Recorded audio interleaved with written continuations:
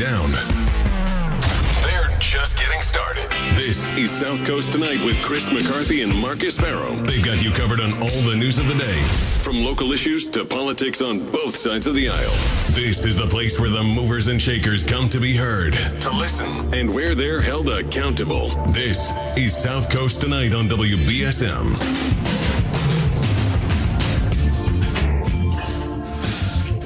Hey, welcome to the second hour of the program. This is South Coast Tonight. I'm Marcus Farrow. What's going on, Marcus? Who are you? I'm Chris McCarthy. A bit of levity. So, we've been having the candidates for the Ward 3 City Council the special election on over the last couple of weeks. We had one in the 7 o'clock hour, and now we have Bob Bromley with us. Hey, Bob, how are you? Very good. Just thank you, Chris and Marcus, for inviting me in tonight to give a chat with you. Yeah, happy to have you on. Oh, and congratulations on deciding to get into the race. If you've heard me say, I think it's an embarrassment of riches. And a lot of interesting people running in the race. I don't think it's unfortunate not everyone's going to win, but I hope everyone sticks around. Bob, you've been active in the city for a long time. I don't think there's anybody that doesn't know you. Yeah, quite a bit. I'm a lifelong New Bedford resident. Virtually lived my entire life in Ward 3. There was only a period of about 3.5 years that I lived outside the ward. And so with that, when I came out of college and started my career, I actually started working for the city of New Bedford, got involved with activities inside the city, particularly with Bromley Park. It has been a long favorite of mine. Zoological Society, then eventually going into the Fort Rodman Historical Society, one of the founders of the military museum down there. Right. And now I'm back with Friends of Bromley Park again, doing work there. So when the opportunity came up, one of the things I've been talking about for many, many years was the lack of constituent services for Ward 3. So I was put up or shut up and get involved and get out there and make sure I can be a voice for the residents of Ward 3. So you said you worked in the... You worked for the city. You worked in, I think, housing and community development? Well, it was originally called, when I went in, Office of Better Neighborhoods. Okay. That was under Mayor Lawler. And then under Mayor Bowler, it switched over to the Housing and Neighborhood Development. Okay, that's it, yeah. So we're speaking with Bob Bromley. He's a candidate for Ward 3 City Council. So you're on the Veterans Advisory Board, and I think a longtime member of the Veterans Advisory Board. Can you tell us about some of the work that you guys do there? One of the things we started out was advising both the mayor and any of the city councilors who wanted to, send us some information regarding memorials or monuments in the city, ways to help out veterans in the city. It then evolved when a lot of the local veterans organizations began to fade out. And the mayor turned around to us and said, listen, you need to take up the slack of both the Memorial Day services and all of the work that goes into putting the flags and wreaths around the city, as well as the Veterans Day Parade. So our focus started going over to working on to those things. We are still working on different monuments. We've had one moved recently over to the Doughboy Square on Kempton Street. It was the Andrews Day Hill marker that had been moved around for a while through the city through probably the last 50 years.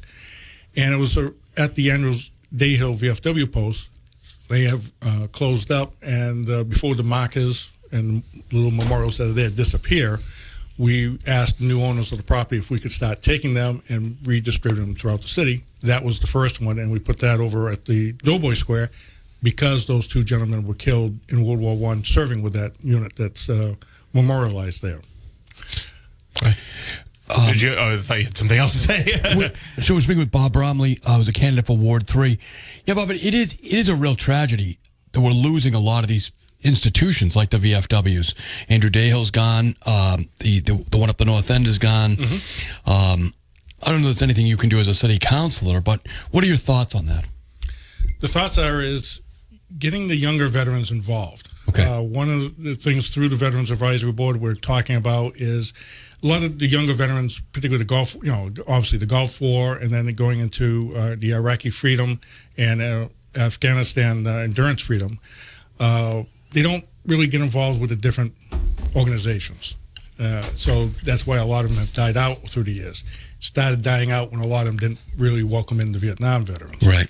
And my father, and my mother were both veterans of World War II, were members of American Legion, VFW, and they said, if you don't bring in the younger veterans, particularly the Korean War and the Vietnam War veterans, and again, back then it was Korean conflict, the Vietnam conflict, they didn't want to call them a war. Yeah.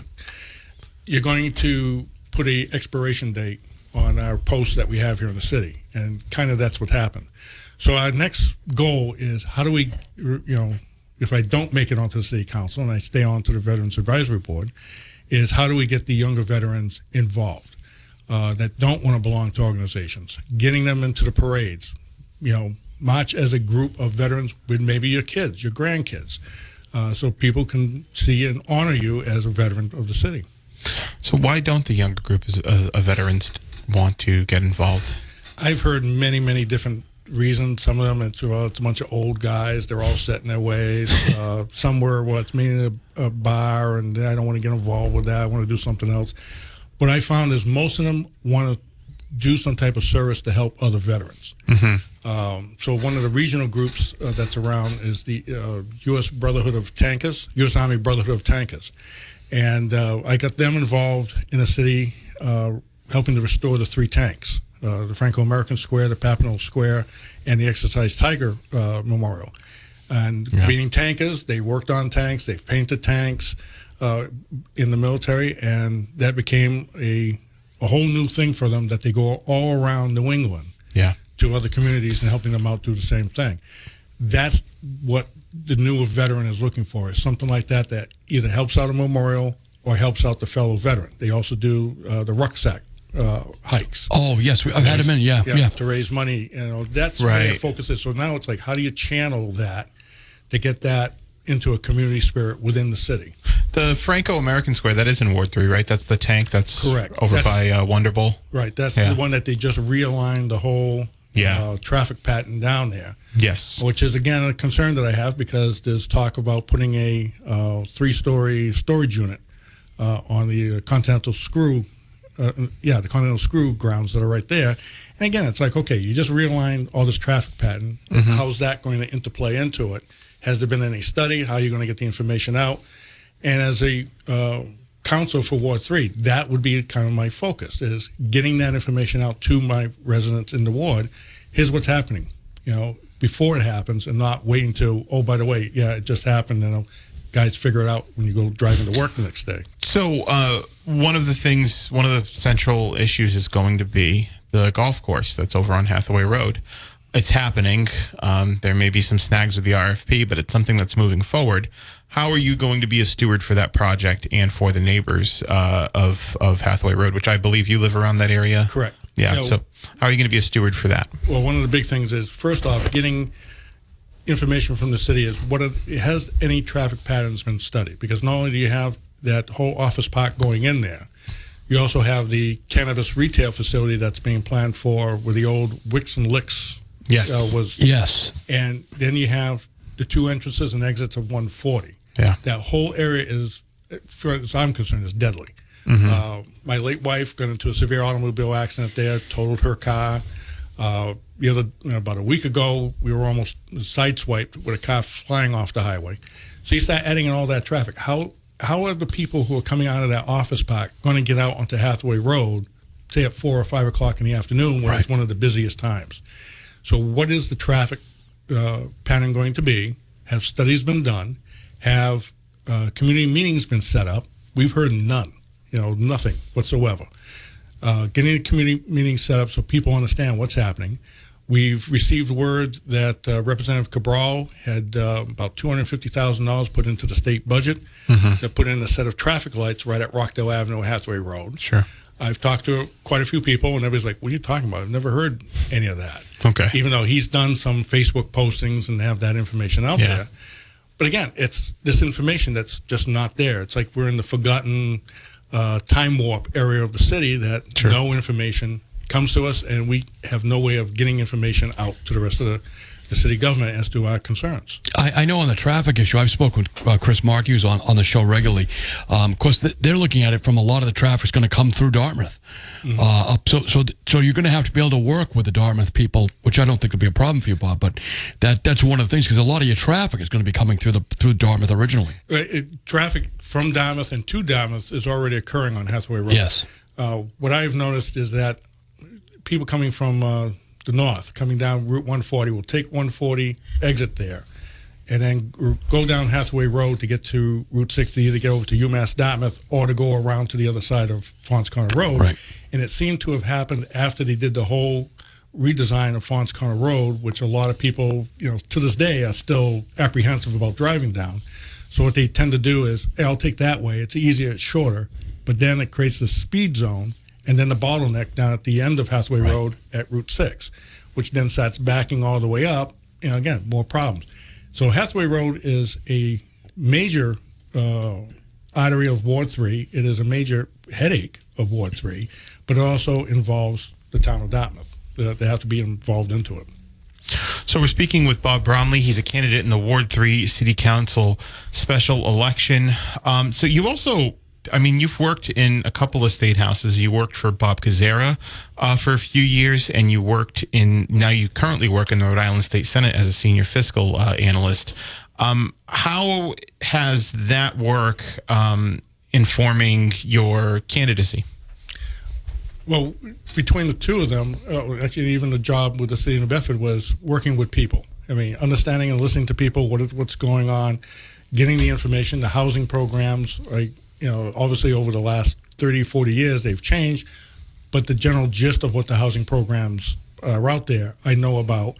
And how can I get that more involved into Ward 3, as well as the residents of Ward 3, knowing about them to be able to either save their home or, for the most part, getting into the properties that are vacant and getting them back, occupied, hopefully owner-occupied, as well as back onto the tax rolls.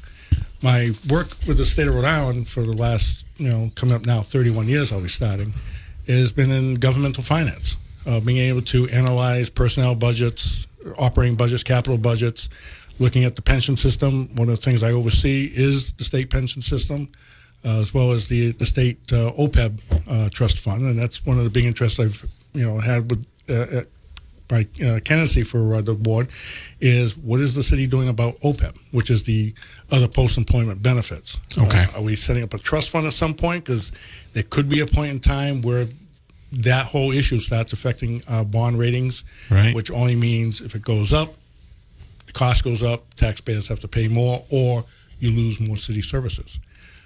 He knows math. I don't know math. So Marcus, what I was going to say is, I don't know math. I know Bob as a historian, as a military guy, right? I knew you worked in the State House, but I be honest with you, I didn't know you had this kind of expertise. One of the things that always drives me crazy is the big job of the city council is the budget, is the finances of the city. It often seems that a lot of these candidates come in and just gloss over it. Yeah. Act like it's not a big deal, right? They have no knowledge about it. I find that to be really reassuring. So that's a good actually a good question. So I've asked every candidate this. Are there any budget priorities you see? Let's say you get elected, you're basically gonna roll right from the election basically into budget season, begins in the beginning of summer. So are there any budget priorities that you see, just at a cursory level, or maybe even deeper, when you may vote in the city budget? Right off the top of my head, no, not any particular budget issues, but more of the budget presentation and transparency. One, as a city resident, I've always wondered, where's the money going? Right. Is there a way, if I'm city council, can I get that, take that information and then get it out to my constituents? Okay, here's what we're spending on personnel, operating, capital costs, interest rates on anything that we've borrowed, what departments all this money is going into. Because if you try to ask a lot of people that, they don't understand, either they don't understand it, or there's just no information out there readily available so that they can digest it in an easy format. One of the things that I do is taking the state budget and portions of the state budget and having to break it down to explain it to 38 senators. Here's what's in the budget. Here's how it's working, and then taking information and how does it funnel into the budget, and working with that as well. Can be a complicated issue for a lot of people, but again, for me, it's almost secondhand because I've been doing it for so long. I just take a look at it. I know what they're talking about, and then now I can explain it into a very simple term. So we're speaking with Bob Bromley. He is a candidate for Ward 3 City Council. So what are some of the other, we're talking about the golf course. That's the major issue, I think, in the in this election. But what are some of the other issues that you see that are belying the ward? I want to make sure that the streets are getting taken care of, that they're safe. There's a lot of areas of the city, Ward 3, when you drive, they've got, I call them the rumble strips, where they have all the little extra liquid tar that they put down to save the cracks. Sure. Okay, what's going on with street replacements? I know it costs roughly about $1 million a mile to do. What's going on in Ward 3 and getting that information out, or getting information from people to the city. Listen, this needs to be done. You really got to get out there and look at this. Looking at areas where some of the neighborhoods, people have been asking for sidewalks. How do they get a sidewalk put in? Because now they have children and they want to walk, and they don't want to have to be walking down the middle of the street with cars coming at them. Other residents I've talked to, they're looking for a playground.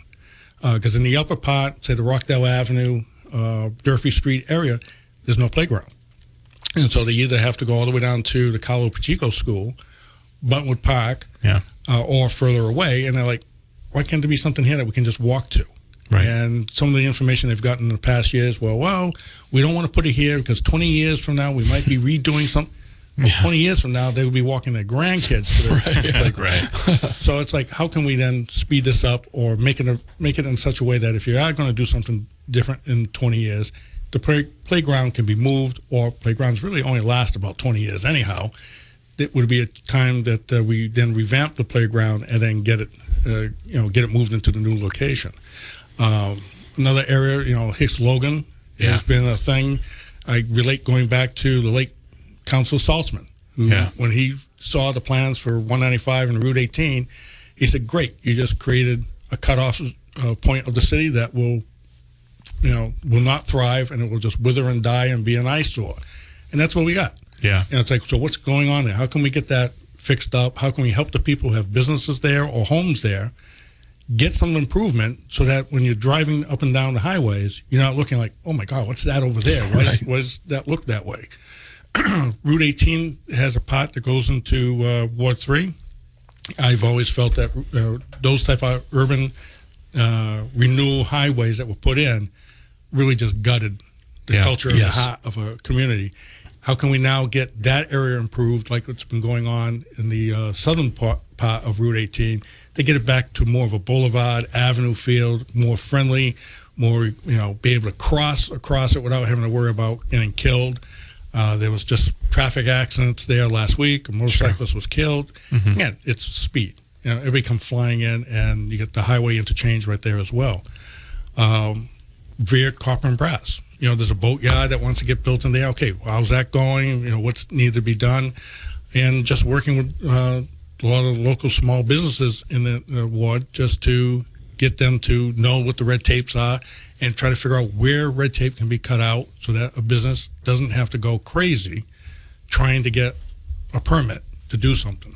So we've got some calls on the line. Could be potential constituents, future constituents. Let's go to the phones. Good evening. You're live with Robert Bromley. Hi. I was listening to Mr. Bromley, and he mentioned the idea that there hasn't been a lot of discussion about the AMC at the Wheeling City Golf Course. And I seem to remember that there's only been two rather large public meetings, large, maybe 3 or 4 dozen people, one on the 17th of June in 2017 at the Wheeling City Golf Course, and one, I think, on the 24th or 5th of June in the same year at the Holy Name Hall. And lots of the discussion, again, were about the same topics that were mentioned here in terms of the traffic. And I can't quite see how a light at Rockdale Avenue would affect the entrances to the park, because they're on the downhill across from what is now the Days Inn. I guess it's still the Days Inn or whatever that place is called now. Yeah. So I don't understand how the flow of traffic or the speed of traffic is going to be affected at that location by a light 150 to 300 yards up the road. So I don't know, and I believe it's my understanding, having been to some of those meetings and listened to the city council meetings, which have discussed the project since then, that it seems to me that the RFP has to be issued prior to the traffic studies being done. Am I right in saying that? I'm not sure. Yeah, that I'm not sure either, but it's the traffic pattern there is as I said before, between the 140 interchange that's right there, the cannabis retail that's going in right there, yeah, as well, the facilities that would be going in at the old Continental School a little bit further away. That is like a whole new gambit. And when you're looking at everything from Rockdale Avenue to 140, how is that all into play? And to me, it would make sense to do something now before you wait for the RFP for one particular facility that may or may not start studying what's going on with the cannabis retail that's going to be right at the end of a highway entrance and exit. Why don't we get this going now so we understand it before a developer comes in, builds something, and then we have to say to them, oh, guess what? Now you're 3/4 of the way through. You have to change because the cannabis facility is going in. Oh, and we're going to put a traffic light here, and we're going to do something with 140. That's not fair to any business person or developer coming in to do that at the last minute. It should be planned out first. Then you bring in the development coming in that will fit what's going on there. So everybody understands what's happening and not this piecemeal as we go along. And Marcus, you and Chris seem to be a little bit stumped by the reasons why there was only one bidder on there were no bidders, rather, on the project. Yes. And I'd like to take a shot at that. Sure. I mean, the obvious out there, I believe, is the rising interest rates environment right now in terms of the economy. Yeah, of course. The multiplicity of increases in inflation. But I think there's another background problem here, and I listened to some of the Rhode Island stations. I apologize for that. Okay. That there's advertising now, if you'll notice, for General Dynamics. They're looking for employees. I've seen that. I've seen that, yeah. Okay, so that's got to be... When I graduated from college in 1982, 40 years ago, you would have never heard General Dynamics or any large corporation like that paid very well and they were very good jobs. And President Reagan back then had a 600-ship Navy planned. We now have about 480 ships. Building in the Defense Department was enormous at that time, yet you never heard one of those ads or on the radio or in the newspaper at all. So the problem, I believe, and it goes back to COVID-19, it's a lot of people have gotten used to stay-home work. Yeah. My prior employer that I retired from, we used to work a 5-day week in the office or on-site at a job. Now they only work 2 days a week on-site at a job, 3 days at home. So the dynamic of work has changed dramatically. So in terms of people actually getting up and going to a facility like that has changed radically in exception to the interest rates and the inflation. So I think the way in which people work now is dramatically different even than it was 5 years ago. So I think that's those are the two big problems, the macroeconomic condition, and I believe the way in which people work now. And again, just look at General Dynamics. You would have never heard General Dynamics in the heyday of military building, and now is not necessarily the heyday of military building, advertising for people to go and work there. I mean, it just doesn't. Even the state of Connecticut is advertising on Rhode Island stations looking for employees. So the way in which people work now is completely different than the go to and stand there and build. And so I think there's a little history there, economic history that's running. Well, we got a historian here, so we appreciate always that. Appreciate your call, sir. Thank you for the call. We appreciate it. We got to get back to the phones. Thank you for the call. That was a great call. That was a great call. Bob, one of the things Marcus and I have pointed out repeatedly, and I think people are starting to listen, is that some of the city councilors simply can't work with the mayor. Or maybe the mayor can't work with them. I don't know who to point the blame at. But how do you think you'll get along with the mayor as a city councilor, assuming you get elected? How have you worked with him so far? Fill us in a little bit. With all the mayors that's been in the city, I've worked well on many, many different projects with them. I have a good working relationship with Mayor Mitchell. One of the things, again, working in the state of Rhode Island for the Senate, is you know, no matter what the person's background is, where they're coming from, what their interests are, you have to have that kind of a neutral, listening, consensus type of attitude. And that's one of the things that I want to bring into the city council is, okay, I'm going to work on consensus and not be this type of council that says, well, I hate this person, I dislike that person. Right.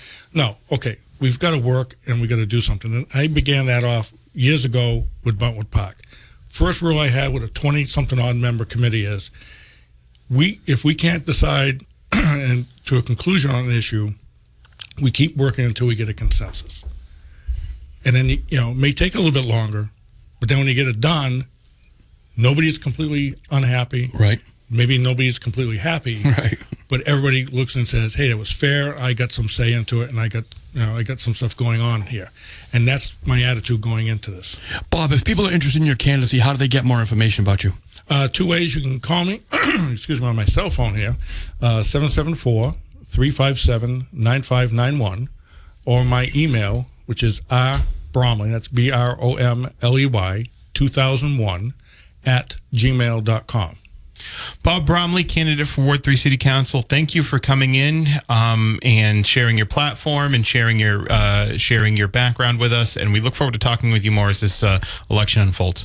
Oh, thank you Thank you very much for having Bob. it. Appreciate it. Come in and talk to you as well as your listeners. Thanks. So we see you guys on the line.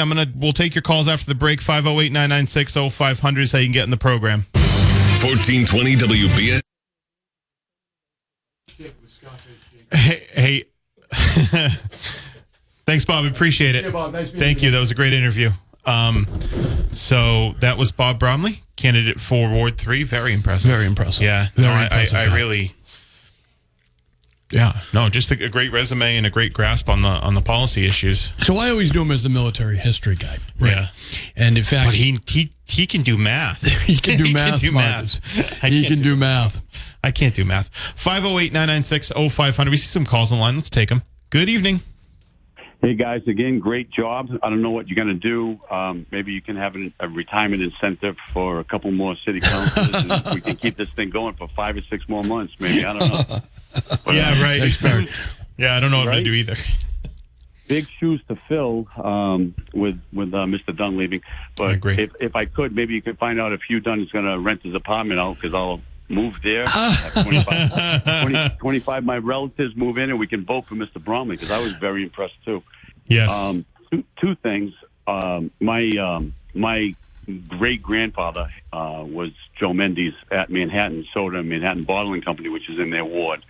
And it's, that's a tough ward. And your previous caller, 1982, funny, I graduated Stonehill in 1982, was all lined up to begin work for Texas Instruments. You remember them? Yeah, of course. Beaumont Brain, right? So finalist, got a job in, again, at the Mansfield Industrial Park. So Texas Instruments, 1982, very similar economy to right now. Your previous caller hit the nail on the head. But they laid off 1,800 workers. And, it's kind of a tough economy. The previous guy that called, he's right on the money. How do you get an industrial park off and running when you have these situations that are going on economically? So it's a tough sell. You had quarters in your penny loafers back then. I had 10 cents because I could make a phone call with it. But Mr. Bromley, right on the money again with a pension obligation. So Barry, I thought of you as soon as he said that. Yeah, same. As soon as he said that, I thought of you. Yeah, and a lot of people don't know what I do for a living, I'd rather not mention it. But Brockton, the city of Brockton, they just floated a POB, pension obligation bond. And he's right on the money with the inverse relationship between the interest rate and the value of the bond. Yeah. And so they floated it with some of this money that we got from the opera money. And look what happened. So now they're paying through the nose on the interest rate on that. So it's a tough call, but I'm impressed with his knowledge about this stuff. Right. It's really, I think it would be a great balance to city council. And I don't know if you guys know it, but Ian Abreu, he had an announcement this morning. I called Phil, and because he's opening up Silmo syrup, they're going to revive that. We know all about it. Yeah. I'm going to the thing on Saturday. Yeah. Yeah. And, well, Marcus can tell you that, a couple of times I had to straighten out Marcus at my house, and then he got a lot stronger than me. But I didn't, Yeah, those days are over. Those days are. I know they're over. But I didn't like to drink milk when I was a kid. And what my parents would do to trick me is they would put scotch in it? Soda. They had a coffee soda and Silmo syrup in it, right?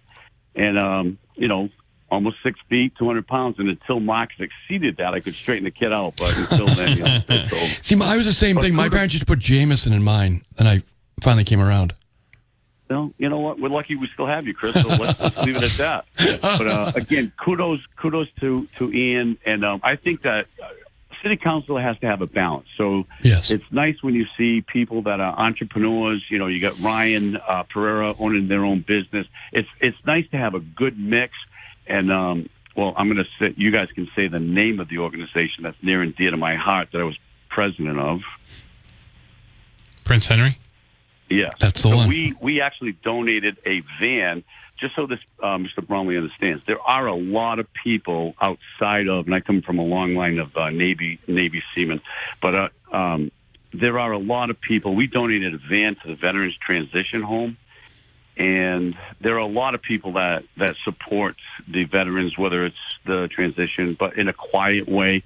So his work that he's doing doesn't go unnoticed. And I know, Chris, you've been a veteran also. Right. It's very important to our community. As I said, I knew him through his work with the veterans, but I didn't realize he had all the financial information, that sort of experience that he had. I was very impressed with that. Depth and breadth. What he's got was very, very refreshing. And again, we get to hear it through you guys. So thank you very much. Your listeners, I'm sure, appreciate it. Thank you, Barry. Thanks, I Barry. appreciate the call. Have a good night. So 508-996-0500 is how you can get on the program. Let's go back to the phones. Good evening.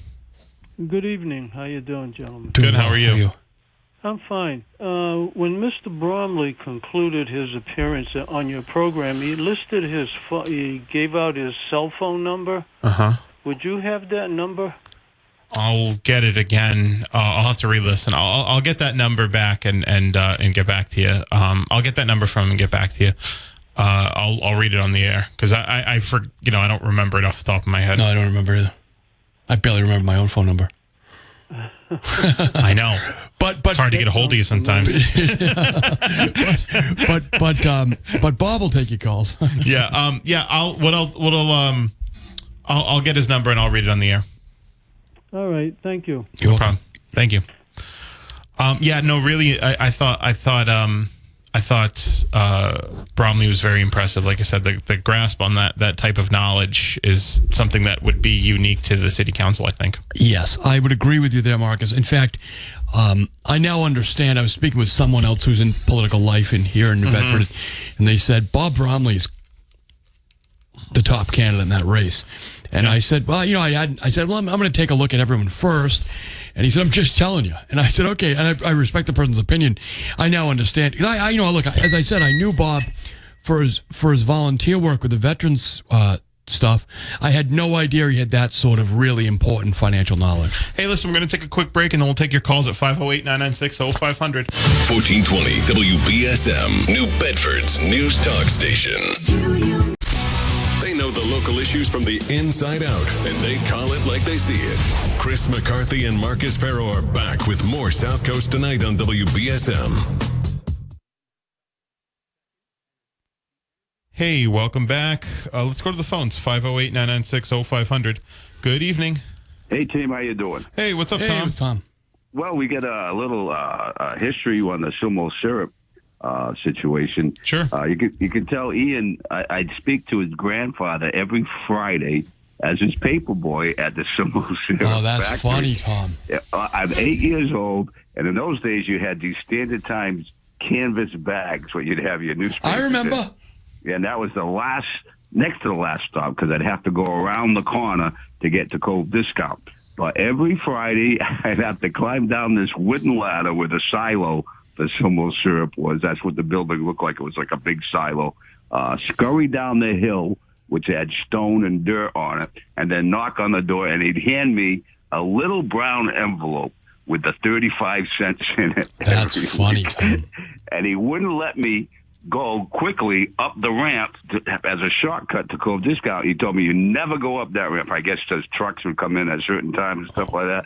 So I'd have to go back, climb up the ladder, So and he walk saved your around life. the building. But Simo Syrup was big in our family. Unfortunately, I'm not going to be able to be there on Saturday. There's a sort of a more important game going on Saturday morning. Yeah, that's your big thing. United States and Netherlands. So, but wish him well. I think it's going to be hugely successful. I do too. We had it around Christmas time. Marcus and I had it last year. It was really good. It was great. Yeah, Ian ran it to us. On Christmas Eve when we were here, and it was excellent. That's right. Well, we made him. My mom used to send it down when we were in school in Kentucky because it was illegal to buy it in some states at Really? some point. Oh, yeah, it was illegal for that to occur. But, we ended up hustling it into Kentucky and we have our coffee milk. Yep. As far as the Ward 3 election, that last guy was very impressive. Yes, he was. Yes. I don't know how many candidates there are, but Like 7. 7. And Marcus, you said the last special election they had about 700 vote turnout. 700 in the general. It might have been around that in the preliminary too. That the thing is with the general, I think there was fewer voters than the prelim because it rained really hard that day. So you figure in smack dab in the middle of winter, if you can garner 300 votes, you got a good shot. Yeah, if you can get 300 votes in the preliminary, you're moving on. You know, so yeah, I think I think that it'll be probably about 700 people that show up. Yeah, highly impressed with the candidates. Guys doing a great job. Thanks for drilling down on them. Thanks, Tom. Thanks, Tom. Appreciate it. Yeah. You know, my aunt actually used to run Silmos, not run it, but she used to get a bunch of it before she went. She lived on the Pacific Coast. So this is what one of my aunts told me. She's like, oh, your aunt used to get a bunch of it, and when she went back home, so she'd have it. Oh, really? Silmo syrup, yeah. I guess it was quite the thing.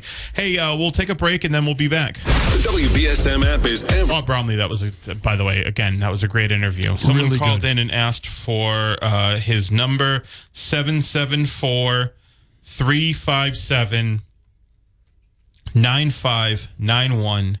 774-357-9591. One more time.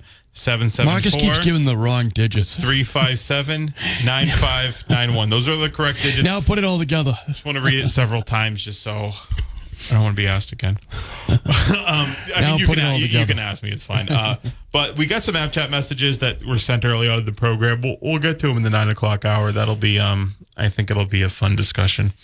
And then, we'll just talk to us, we're just hanging out. We're just here. Just give us a call. Here. It's Friday for us. For us. For us, it's Friday. That's right. It is Friday for us. So the Pats are on tomorrow, so you can listen to the Pats here. I like to do that if the Pats are on and I'm in the car. I've got to be somewhere. I just leave WBSM on because I can listen to the Pats. Friday, Chris and I are going to a social engagement, so you'll hear Jack Spillane, and he's got some fun stuff planned. So make sure you tune in. You give him a call. It'll be a great program. Jack always does a great job. 508-996-0500. Yeah, we're still here. So. You can call now. That's how you get through. That's how you get through. And you can message us on the app chat as well. You know what? The only problem with Bob Bromley is I don't think he'll give us the kind of drama we're looking for. He seemed like a very measured man. Yeah, he seems like a very straightforward guy. Doesn't seem like the kind of guy who's going to fall for our shenanigans. Yeah, right. Not the kind of guy who can get heated up. When he ever said he explains it to all the Rhode Island senators how the budget works. Yeah. I thought, as a man of incredible patience. Yeah, right, yeah. Right. Not that I'm saying that the Senate of Rhode Island isn't a highly intellectual body, but it's a lot of ego. Yes, certainly is. You got a lot of ego in those senators. Yeah. And probably not all of them are geniuses. Right. Probably. How many of them go to jail for taking bribes from CVS every couple of years? Well, yeah, I mean, most of them don't go to jail. I shouldn't Speaker's say Chief of Staff just got as I warned Bob as he left, please don't. Yeah. Watch out you get photographed with. All right, we're finishing up and we'll talk to you on the other side of the 9 o'clock hour.